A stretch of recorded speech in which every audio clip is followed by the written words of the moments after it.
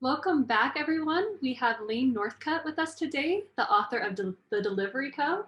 And today he's going to be talking about marketing strategies as an indie author. My name is Karlie Dalton, and with me is Brooke, and our mission is to bring writers tools necessary to become a published author someday. And so, Lane, why don't you start us off? Can you tell us about any kind of like what made you choose to go the indie route and kind of the benefits you've seen with that? Absolutely. I mean, being an indie author is quite a ride. It's not it seems like the easiest choice, right? Because a lot of people would think, "Oh, I can just self-publish everything and do everything myself. That's easy." When in truth, it's very much not. Yeah, I don't have a publishing house behind me to do the marketing, the advertising, the copywriting, the everything. So in one way, it's very hard, but in other ways, it's very difficult. But I chose to go the indie route because I did want that full control. I tend to like to be in control of a lot of situations in my life if I can help it. I don't necessarily love being in an Uber if the traffic is bad, so I'd rather be the one in charge. So same goes for my writing. I wanted to be an indie author and self-publish everything and go that route because I'd seen so many people doing it and see it work for them.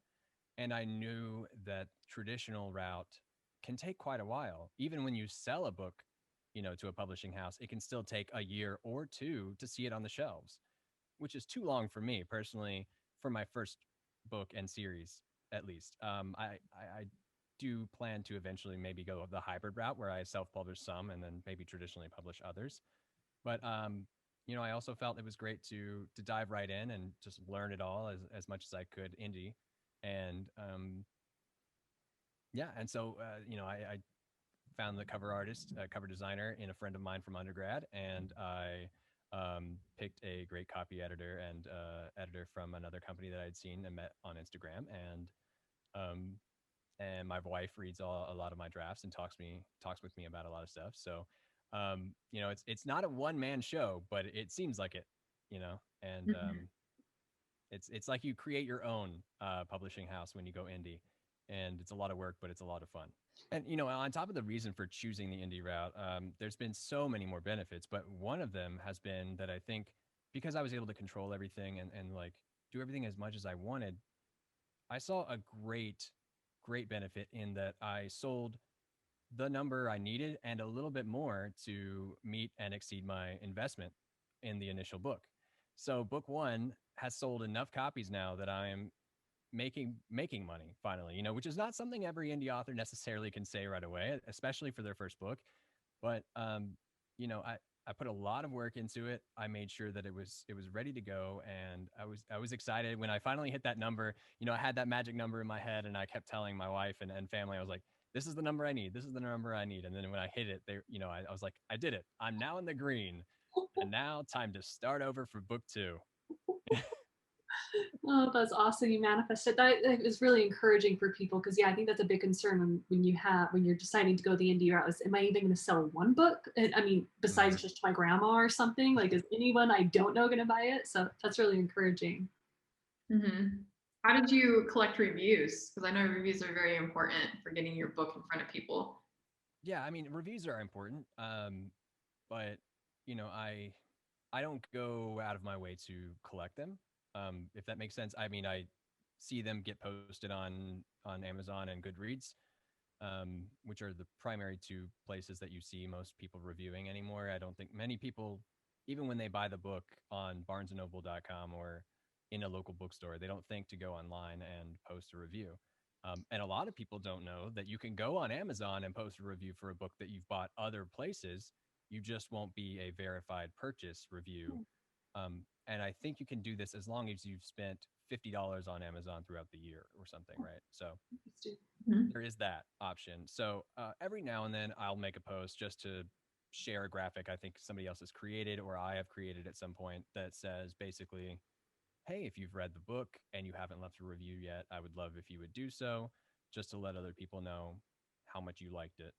Um, but besides that, I don't really ask for reviews outside of my ARC readers for the upcoming books. I'll ask them in exchange for an honest review, would you like an early advanced reader's copy?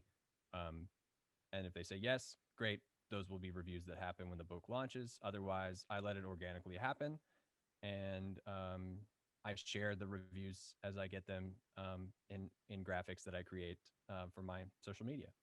Hmm, very good info. So, what strategies did you use when you very first launched your book? How did you get Um, into the world? yeah, so I first launched and am now doing the same thing, although I tried something different in between these times, where I put my book up as many places as I could, right? So, but I did it in a very strategic way for me so that I wouldn't have to worry about logging into 12 different individual websites to do this. So I went with aggregators and made sure that the paperback was available for pre order. So by doing, to do that, I have it up on Amazon as a draft, but I put it on Ingram, made sure it was available there first in paperback so that um, when it's in Ingram, you can pre-order it on paperback and Amazon because Amazon can collect the paperbacks from Ingram up until the point that you publish it print-wise on Amazon.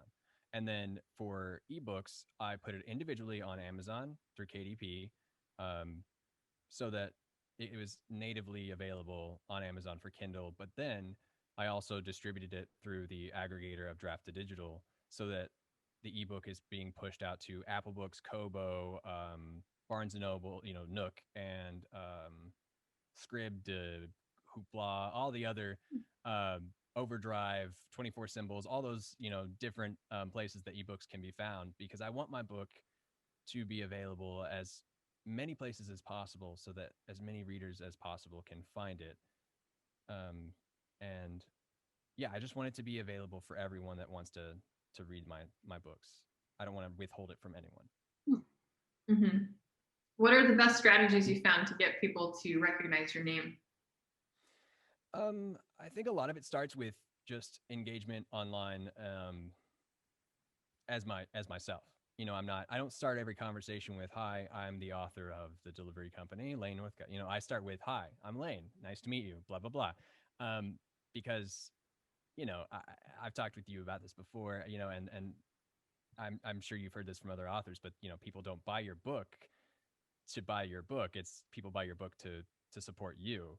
They're buying you and your brand essentially. So, um, I do a lot. I wear a lot of hats. I have a podcast. I write this series. I perform in musical theater. I have a photography business as well. You know, I even I even worked in real estate for a brief amount of time during the pandemic, and I do as much as possible when I can, and I try to keep it on the creative side as much as I can. And through networking in every aspect of my life, I do tend to remind people that I have written a book, and I think just from seeing my posts, they know this. And and I make posts somewhat frequently, about the book or the process or writing in general or whatever. But I also try not to inundate people or like overdo it. I don't try to shove my content, in their face. I try to make sure that I, s- you know, separate the book stuff as much as I can. So I'll post about the book, I'll post an ad or whatever, and then I'll share a graphic with a quote, or I'll share a post of me reading somebody else's book. I'll engage with as many authors and readers as I can in other ways so that they don't see me as just a funnel for buy my book, buy my book. But I'm not a walking ad. I don't want to be a walking ad. And the thing about sales that I've always hated is cold calls and trying to get people to do something they don't want to do. I want to create content that people want organically. And if they don't want my book because the blurb or they don't want the book because of XYZ, that's fine. I don't want you to buy the book if you don't want to buy the book. But I Mm-hmm. want you to give it a chance. And by sharing as much as I can about it and being enthusiastic and being nice and being just a genuine person, I hope that you would give the book a chance if you're on the fence. Yeah, Mm-hmm. advice. I think a lot of people who are wanting to go the indie route will be really interested in hearing this, but are there any mistakes that you made along the way that you would warn against? Yeah, I mean, it's interesting because there's so many things that they're very small things along the way that I probably would forget that I did that I no longer do. But a few things that stick out immediately to me are arc teams. At least for my first book, I didn't do that very much. I maybe had a couple people have the book ahead of time so that they could put it out on social media and put a review up there. I reached out to a couple people on TikTok specifically too. But Hmm. I don't think I had as much of a presence as I could have prior to the release of the book, because the book kind of came and Brand. I'm sorry. That self brand, kind of like what you're talking about. You Yeah, didn't have your own branding out there. yeah, and it wasn't so much even just the brand itself, but the information about the book and having people know as much about it as I possibly could have, because it came and went very quickly. I started writing the book, and within a year and a half, it was published. That's 4 or 5 different drafts during the process of everything else going on, like I said, um, and so I spent a lot of time um, trying to finish the book that I didn't put as much time on the publication or the publicity side of it, right? And um, however, I did do a good number of things to make it happen as well. But yeah, the art team thing. I think I could have done some guest blogs or been on a guest on something. Maybe reached out to more people to let them know like, hey, my book is coming out and here's what it's about. Um, but I will say, it was published during a pandemic, so I also couldn't do very many events, like I would normally try to.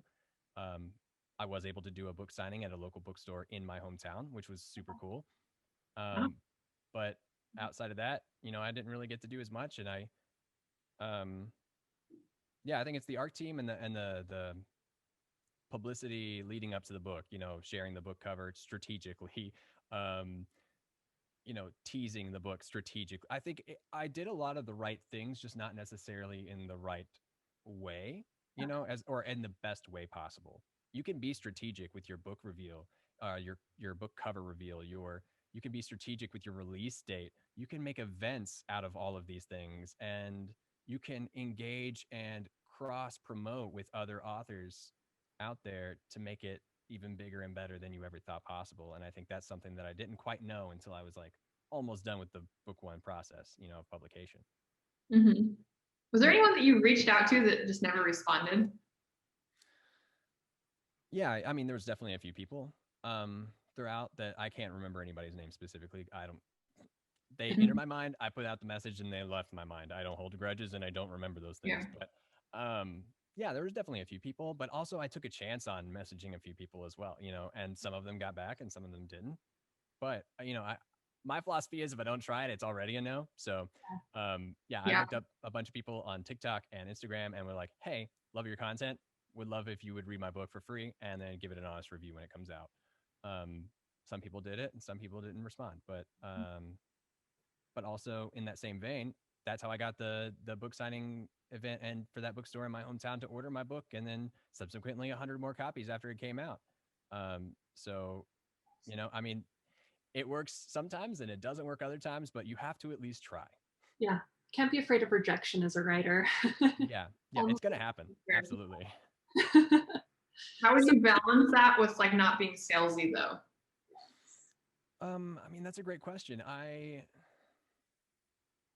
try to think of it in the sense of like, what will this what is the value, right? Like what is it going to bring this person if I message them, or if I am putting my book out there. And oftentimes that's why I didn't message certain people, or I didn't do certain things. It was because I didn't find that it was of value to them other than a free book. And in some cases, that is value enough. Um, I thought they do book reviews. They share information about new and books, specifically YA, or this person shares a lot of content on TikTok regarding mental and physical disabilities and health. So this would be good content for them, especially considering they were just not complaining, but kind of venting about how YA, especially in literature, is lacking that sort of content. So absolutely, I'm going to message them, but I do it in a way that um, I reach out, be personable, and I say, firstly, I make them know that I have seen their content, I appreciate their content, and I'm coming to you as a person, wondering if you would like to collaborate with me. It's not me pushing the book onto you and me being like, please, please, please do this. It's a, hey, I love your content. I really think that you would like my book. Here's what I can do. You know, I can send you my book however you'd like, and I'd love for you to leave your feedback or share it with other people. Or hey, bookstore, I am about to release this book. This is what it's about. I have put it on Ingram and I have done this. This is the discount. I would love for you to buy a copy and sell it in your store, especially given that or in the case of the indie bookstore, I said I grew up in I grew up in Frankfort, Kentucky, and this is downtown Frankfort. And I told them, I said, I grew up coming to your bookstore multiple days when I was in elementary and middle school, after school sometimes, and hanging out there. And then subsequently later than that, going to the coffee shop next door and then coming over and buying and reading books there too. It's always been a staple in the downtown area and in my memory. And I would love for my book to be included on your shelves, for other people to find. Um, and I built a relationship. And I think that's the biggest thing, right? And when it comes to publication and just in general as an author, it's all about relationships. I think everything circles back to relationships. People are buying you and your brand, not your book, because you're going to have lots of books. So you want them to continue buying them. And they might be very different genres, but if you're the same, they'll probably buy them. That's really nice. Yeah. Definitely making it personal too. I'll get people who come with me for poetry, and it's like I don't even really post anything on poetry. Yeah. Nothing against poetry, but I don't write it. I don't typically read it. But yeah, I'm like, no, this doesn't even fit me at all. So it's like it's obvious that you haven't even gone through my page. So I think it's really important to make it personable. Mm-hmm. So what social media platforms have been the most successful for you? It's interesting because I use all of them a little bit. But I think that was partly my sporadic brain being like, do everything as much as possible. And that doesn't necessarily work out sometimes as well as you'd like. So the ones that have been fairly good for family and close friends, I would say, is Facebook. That is where a lot of my people from hometown and people who are likely to buy the book without very much publicity or ads will do so. That is natural, organic sales right there. So I make posts to that, and I make sure that I don't forget to do that, but I don't put much effort into that side of it, because I know it's going to happen. They know me personally; they'll buy the book. I focus more on Instagram and TikTok. For me, TikTok is big because I am pretty decent at engaging with other people. Liking and commenting on their stuff, as well as participating in certain trends and creating, decent content every now and then and sometimes not, but at least trying and being engaging and entertaining at the same time. Um, and yeah, I think TikTok has actually been the one that's been most that has translated to the most sales directly. However, Instagram has been the one that has built my connections and network with other authors more, if that makes sense. Mm-hmm. So I think I'm reaching more readers on TikTok, but I'm reaching more authors on Instagram. Mm-hmm. That's interesting. What made you choose to start a podcast? So this is going to sound bad, I guess, but I made a TikTok that was like, hey, I was thinking about doing this thing where I interview an author and, just put it out there. Would that be of interest to anyone? And I guess I should preface this with saying my launch event was it was called the 12 Days of Delivery Company because it was launching in December. And I interviewed a different author or indie publishing professional each day for those 12 days leading up to my book on the final 12th day on Instagram Live. So I would interact with them, take the live viewers' questions and stuff, comments. And I had a bunch of people reach out and be like, "Hey, are you going to keep doing that? Or I really like that." Blah blah blah. I was like, I don't really want to do video content, consistently like that. That's a lot more work. And editing video is a lot more difficult than just editing some audio. So I thought, okay, well, maybe I can do a podcast instead because people really like that and they still want that. So I put out that TikTok, not thinking it was going to be very big at all. And I had 71 applications on my guest application form within 2 days. Wow. So immediately I had to be like, okay, copy all these to this spreadsheet, start a new one for the people who apply after this, and then let people know. I think I went a little crazy into this because I dove in like 120% as I do to a lot of different things. I don't have multiple eggs in many baskets. I have one big egg that goes in a big basket at a time. So I dove in. I created a logo. I signed up for everything. I kind of set everything up, decided on somewhat of a structure at least, and then just dove right in and recorded 33 episodes within a month, 6 weeks, something like that. Um, so I have 33 episodes already recorded, and I think I launched the first episode February 15th, thinking it was going to be bi-weekly, realizing very quickly that it needed to be weekly if I wanted to get all of the people who have already recorded and applied before next year. Wow. So I had such great response that I knew that it was necessary and it was a beneficial thing for authors and readers alike. So I said, great, because of the feedback, I'm going to start this podcast and I'm going to go, head first. And that's how Indie Know became what it was. That's awesome. Have you seen an increase in people coming to your Instagram, to your pages to buy your book or anything like that since you launched it? I have. And interestingly, too, I've built and maintained connections with some authors and publishing people through doing the interviews as well. So I've bought their books, they've bought mine, and they've reviewed them. And, it's been great because I did see I had somebody message me on Instagram actually who said, "Hey, I saw your TikTok and I bought your book." So it was really weird. I was like, they didn't message me on TikTok, they messaged me on Instagram, but it was really great because they ended up having even more messages. They were like, "Oh my gosh, I can't believe you did this. Okay, I forgive you. I just read this part." I was like, "Okay, cool." And then they they were taking photos of the book and people were engaging. And yeah, so I've definitely seen a translation of into sales.